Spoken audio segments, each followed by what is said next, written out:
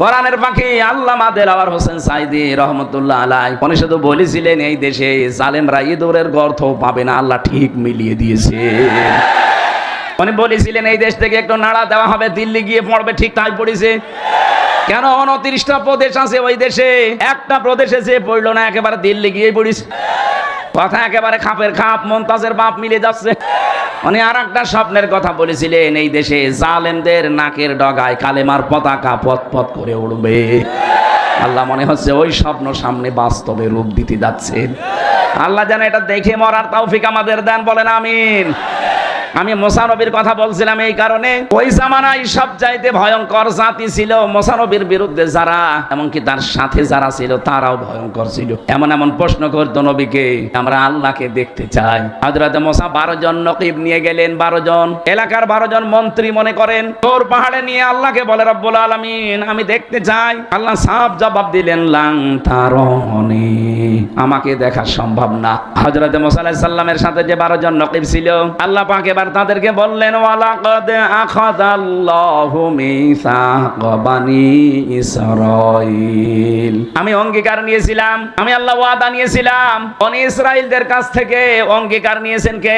বলেন বলেন। তাদের কাছে, বনি ইসরাঈলদের কাছ থেকে। এখানে সরাসরি আল্লাহ যেহেতু অঙ্গীকার নিচ্ছে, বাআসনা মিনহুম মুসনা ইয়াশারা নাকিবা, আমি তাদের ভেতরে 12 জন নকিব, দলপতি, সরদার, লিডার, নেতা, মন্ত্রী যাই বলেন এদেরকে পাঠিয়েছিলাম। তাদেরকে বললাম, দেখো আমি আল্লাহর সাথে দেখা করা তোমাদের এই চোখে সম্ভব না, কারণ আমি আল্লাহর যে শক্তি পাওয়ার, তোমাদের এই চোখে সেই শক্তি নেই। এটা দেখে সহ্য করার মতো কায়দা দুনিয়ায় কোনো চোখের নেই। এটা দেখা সম্ভব শুধু জান্নাতে। কোথায়? জান্নাতে ছাড়া চর্ম চোখে দুনিয়া থেকে আল্লাহকে দেখতে পারবে না। এই সমস্ত ভণ্ডর নামে পীর গুলো বলে আমার আল্লাহর সাথে দেখা হয়, কথা হয়, টাটকানির ভেজাল শয়তান। হযরতে মুসাকে ডাক দিয়ে বললেন, নকিবদেরকে শুনিয়ে দেন, আকাল আল্লাহু ইন্নী মাআকুম, আমি আল্লাহ তোমাদের সাথে আছি, কিন্তু আমার সাথে দেখা হবে না। নিজ নিজ এলাকায় ফিরে যাও, নিজ নিজ এলাকায় যে জনগণকে বলো আল্লাহ আমাদের সাথে আছে, আমরা আল্লাহকে দেখতে পাইনি কিন্তু উনি আমাদের সাথে আছে। যদি আমরা দুনিয়াতে 5টা কাজ করতে পারি, আল্লাহ আমাদের সঙ্গে আছেন। সুবহানাল্লাহ বলতে পারেন না?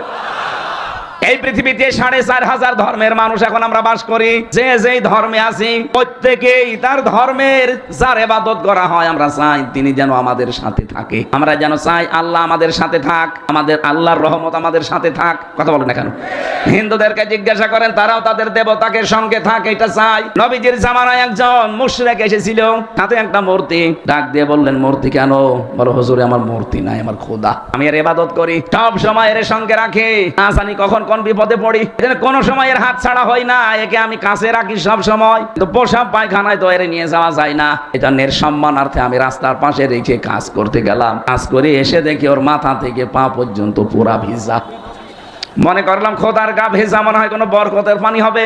জহব্বা দিয়ে চাটলাম, দেখি দুর্গন্ধ। চিন্তা করলাম খোদার গা ভেজা, রহমতের পানি, বরকতের পানিতে গন্ধ হবে কেন? সে তাকিয়ে দেখে একটা কুকুর দাঁড়িয়ে আছে, নিচ দিয়ে পানি টপকাচ্ছে। এবার বুঝলাম এটা কোন বরকতের পানি। মেজাজ গেল খারাপ হয়ে, নিজেকেই কুত্তার পোশাক থেকে বাঁচাতে পারো না, আমি বিপদে পড়লে কিভাবে বাঁচাবে? দিলাম এক আছাড়, ওর নাক ভেঙে গেছে। নবীজি বলেন, আমার কাছে কেন আসলে? লোকটা বলে, ইয়া রাসূলুল্লাহ, এখানে আমাদের শিক্ষা আছে। এই ভালো করে তাকান। লোকটা বলেন, ইয়া রাসূলুল্লাহ, এদের কল্প কাহিনী, এদের মিথ্যাচার, এদের অনাচার, এদের যত কিছু সব আমার কাছে আজ ধরা পড়েছে যে এগুলো সব ভুয়া। এতদিন যার উপরে ভরসা করতাম সে নিজেকেই বাঁচাতে পারলো না, মাত্র 3 ঘন্টার ব্যবধানে পুরা দেশ থেকে মাটির সাথে মিশে গেল। অথচ এই লোকটাকে মাথার উপরে রেখে নিচে আমি একজন হুদা, হাত বের করে বলতাম যে আমি এলাকায় আছি, কারণ উপরে যে 2 জন আছে ওগুলো খোদা আর আমি হুদা। কথা বলছে না কেন? এই বিশ্বাসই তো রাখতেন নাকি? দেখেছেন মা বাবার মেয়ের ছবি 2 দিকে দিয়ে নিচে হুদা এভাবে হাত বের করে আছে, অবসাতে চাই এলাকার জনগণকে আমি কিন্তু অমুকের লোক। এই খোদা আমার মাথার উপরে থাকতে আমার কোনো ভয় নেই। ওই জামানায় ওই মুশরিক কথাই করতো, ও নাই না বুঝে করতো। আপনি কোন বুঝে করেন? আপনি কোন বুঝে করেন বলেন তো? না বুঝে করেছে, আপনি কোন বুঝে করেন? কত বছর পরেই দেখেছে যে না, কুত্তার পোশাক থেকেই বাঁচাতে পারে না, ও আমারে বাঁচাবে কি করে? এই দেশের জনগণও যখন 5 তারিখে বুঝেছে যেগুলো সব ভুয়া, সব মিথ্যা, সব চাপাবাজি, কোন আর 1 সেকেন্ডটা দেরি করে না, সব মাটির সাথে মিশিয়ে দিয়েছে।